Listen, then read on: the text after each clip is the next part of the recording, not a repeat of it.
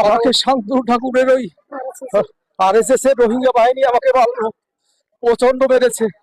আমার বুকে মেরেছে, আমার পিঠে মেরেছে, আমার চুল ধরে টেনেছে, আমাকে মালা ধরে টেনেছে, কিন্তু মালা ছিঁড়তে পারেনি। আমার পায়ে এই দেখুন, আমি কথা বলতে পারছি না। এই দেখেছেন অবস্থা, এই দেখেন কি করেছে আমাকে। এই মারলো শান্তনু বাহিনী, সেই রোহিঙ্গা বাহিনী যারা অমতুয়া, যাদেরকে শান্তনু ঠাকুর পুষে রেখেছে টাকা দিয়ে, তারা আমাকে মেরেছে। আমার নাম নান্টু হালদার, নান্টু বাড়ি শ্যামনগর। দেখুন, দুই তিন দিন আগে শান্তনু ঠাকুর যেটা বলেছে যে ওখানে 50 লক্ষ যদি মুসলমানের ভোট কেটে যায়, তার ভিতরে যদি 1 লক্ষ মতুয়ার ভোট কেটে যায়, তাহলে আমার কোনো কিছু আসে যায় না।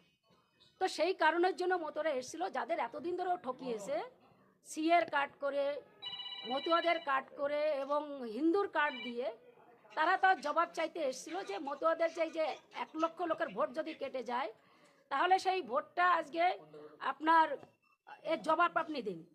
তার জন্য আজকে গুন্ডা বাহিনী এনে, বিজেপির মানে সভাপতি তাকে এনে আজকে মতুয়াদের গায়ে হাত দিয়েছে, গোসাই পাগল সাধু তাদের মেরেছে।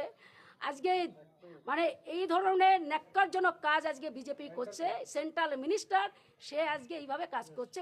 আমাদের যারা মত ধর্মের মানুষ, যারা গোসাই পাগল, প্রতিবাদ করলেও তাতে আজকে মার খেতে হচ্ছে তাদের।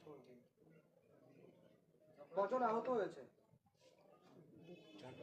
4-5 জন, এবং একজন তো হসপিটালে গেছে। 4-5 জনকে কাকে কাকে মেরেছে আপনারা দেখেছেন মিডিয়া টেলিস্টোন, এবং মহিলাদের গায়েও হাত দিয়েছে।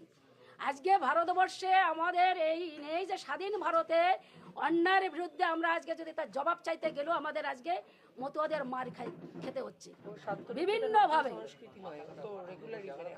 এবং এরা আজকে নয়, একেবারে বহুদিন ধরে একটার পর একটা এই ধরনের ওরা কাজ করেই চলছে। এই পরিস্থিতি তৈরি হলো কেন? দেখুন